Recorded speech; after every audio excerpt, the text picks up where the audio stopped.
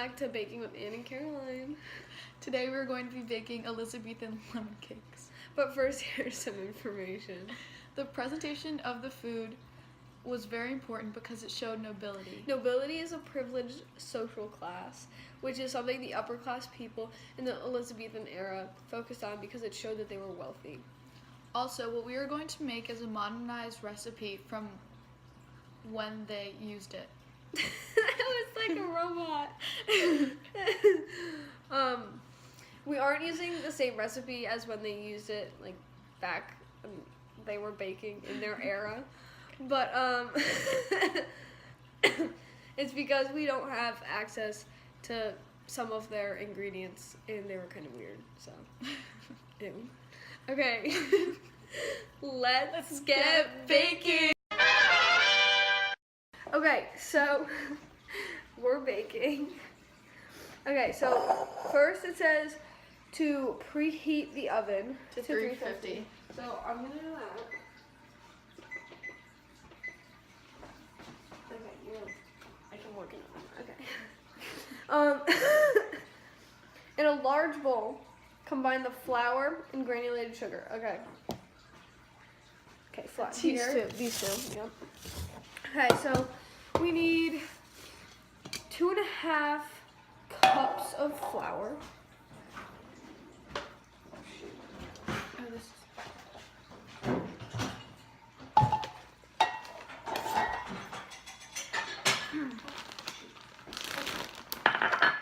Okay, come on.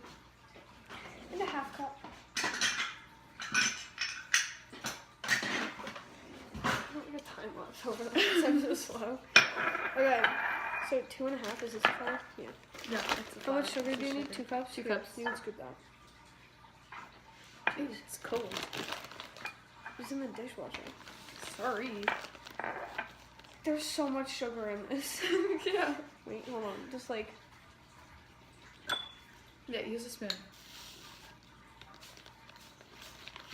Yep, there you go. I gotta do another one. Okay, so this is supposed to make 36 small cakes.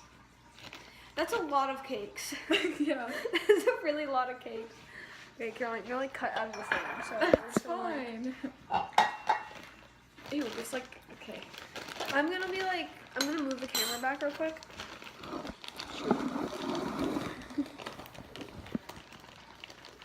Okay, that's better. Alright.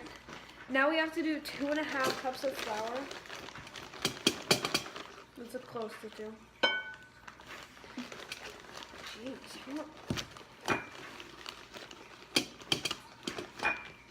That's like 2. Oh my gosh, there's gonna be so much of this. It's okay. They're probably gonna be really good because me and Caroline are...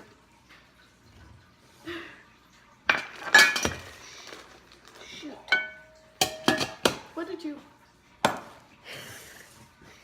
We made a mess. Okay. Now it says 6 tablespoons of butter, unsalted butter. I'm just gonna mix this up real quick because it makes so much of a difference if I mix in the flour and sugar, right? No. Okay. I try. I think it looks We have better. to cut the butter. Okay, the butter, unsalted butter. Okay, cut the butter. Cut it. What do you mean cut it? Oh, we need Cut it. 6 tablespoons. Okay, we need a knife. What do you... No, Anne, use your finger. Okay, let's show them us cutting the butter. Oh, here we go. So this is the 6 tablespoon mark. And we're just gonna chop that off. Yep, see?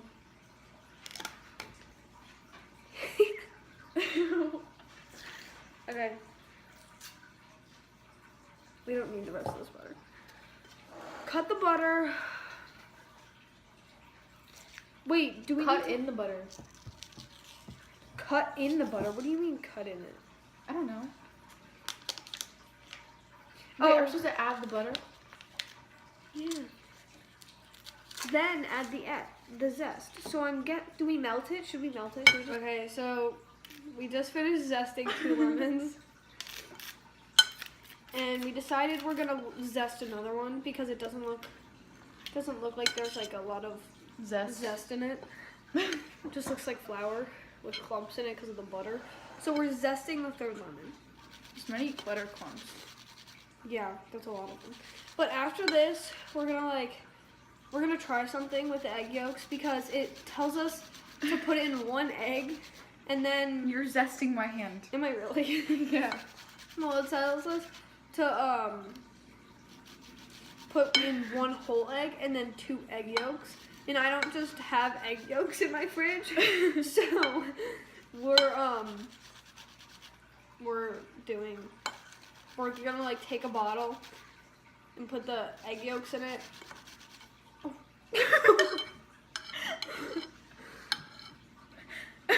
We don't need this lemon. It's okay. You could just zest in the flour. Okay. Here. So they can see it. Okay, so we chilled the cookies. They're still a tiny bit warm, but it's like It'll be fine. yeah, it's fine.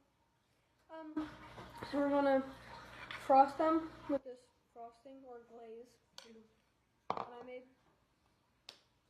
Yeah, so I'll frost the first one.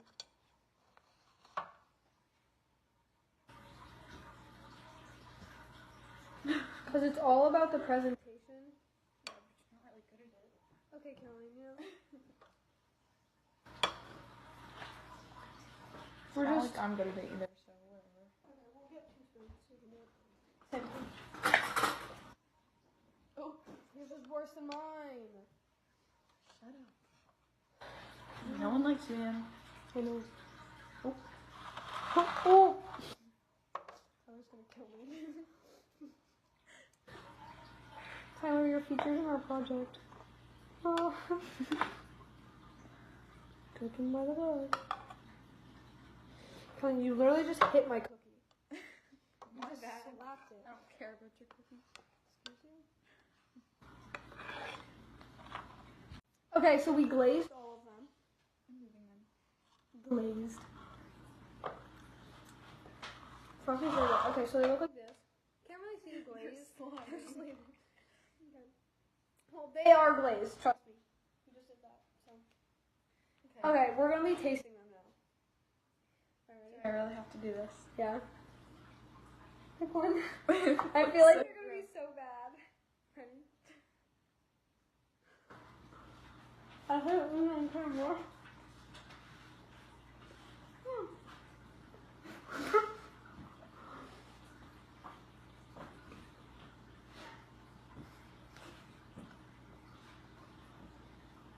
Okay.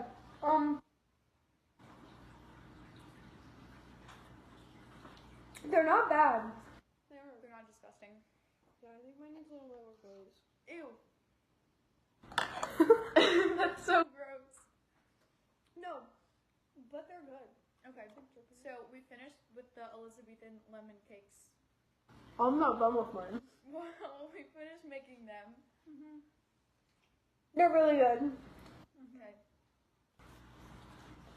Okay, so in the next segment, we're going to be talking about the rest of our topic.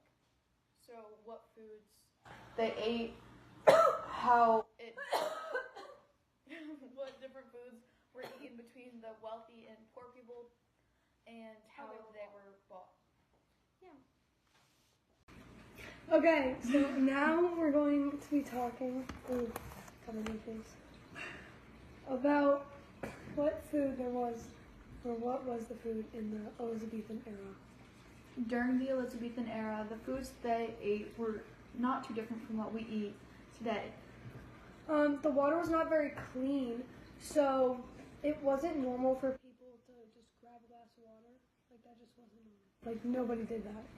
Because they didn't have a way to clean it, so there was all, like, dirt in it, and it was really gross, and it was, like, brown. So instead, they drank wine and ale. There's no age limit for when you could have alcohol, so all ages drank wine and ale. It was just normal for them. Also, they ate many of the fruits and vegetables we still eat today, such as apples, pears, spinach, leeks, and etc. Many people also eat scarrot, which is a very popular type of root. The fruits were rarely eaten raw. They would always like cook them and things. and this was due to suspicions during the Tudor times. So they were baked into pies or made into jams. Yes, that's why they had a lot of desserts in there.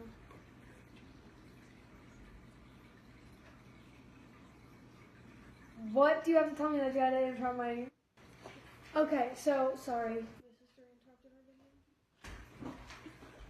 our video. Where were we? Yes, that's why they had so many desserts, because they just didn't eat them raw.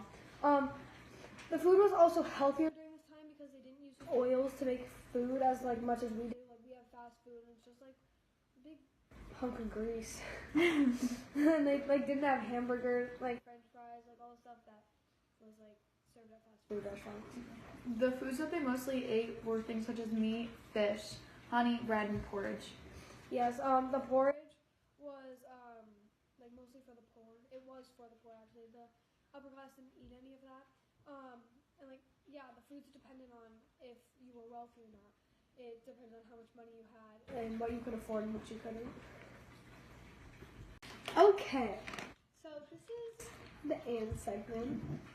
I'm going to be talking about the differences between the rich and the poor. The rich and the poor had very different diets. First thing we'll start with is the drinks.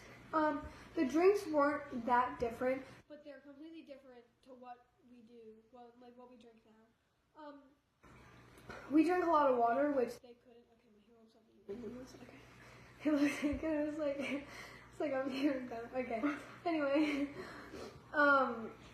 we just grab a glass of water. We take bottles of water. They couldn't do that because their water was dirty and disgusting. It was full of germs and bacteria and stuff like that. So the poor or the lower class drink mead and ale. Mead is a neutral drink. The rich or the poor can drink it. It's not uncommon for the rich to drink it, but it's mostly a poor drink because of how inexpensive it is. And then on the other hand, ale was mostly a rich drink because it was more expensive than the mead. And the upper half of the poor, there's the poor, really poor people, and then there's the poor people that are still poor, but they have more money than the poor. Does that make any sense? Well, if it does, then okay. They could afford ale, which is mostly what the rich drank. The rich drank it. It was common for the rich to drink it, but some of the poor bought it. Yeah, and drank it. The rich also drank wine, which was considered the most rich drink you could have. It was if you had wine, you're rich, you're wealthy, you're in the upper class, you know? Right. Where was it? Now the food is very different. The rich ate the rich ate lots of meats, pork, lamb, mutton, goose, swan, deer. They drank meat. I'm a mess. They ate meat a lot. They also have a lot of fancy desserts like cakes and pies and muffins because they did not eat their fruit raw. They had to bake it into something, but they ate it a lot. That's why they always had pies. And both of the classes ate a lot of bread. One because the lower class, it was really cheap. It was very, very cheap. And then the upper class, it was just that necessity that you had to have at the dinner table. That one thing that you always have there. Yeah, that was bread for them. Everyone had it. Okay, so that concludes my segment. So Caroline's going to be coming in to talk to you about how it is similar and different from today. Okay, so my segment is about how the way foods were purchased during the Elizabethan era and how it was different than how we buy our food today. Markets were scattered everywhere, so it was easy to get the food that you needed because they didn't have many different ways for transportation. So they had to walk everywhere, so there was a market, so you could walk to it pretty easily. They were open 6 days a week, and they were only open during the early morning on Sundays, and you could only sell things such as dairy and fruits on Sunday mornings. I don't know why. The Lord Mayor at the time had to keep track of everything being sold and how it was sold in the markets, and especially bread, which was very important during this time. And everything was kept in order in the markets, so nothing could go wrong. Many of the shops were really small, so people would have to wait outside while apprentices would go inside and get what they asked for and what they needed, because they were so small and they didn't have enough room for a bunch of people to be in the building at a time. Unlike today, where we have supermarkets where you could buy everything that you need in the same place, during this era you'd have to go to a certain market to get the type of food you were looking for. There were several main types of food markets. They each sold a different food group. There was fish markets, fruit, vegetables, dairy products, and different types of meat sold in separate markets. She's done. So today we're making Elizabeth lemon cakes. Okay, yeah, we need to do that.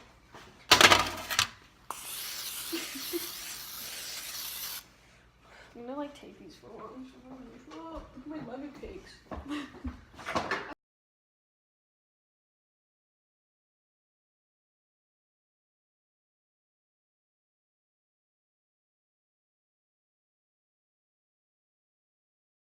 It's a piece of cake to bake a pretty cake.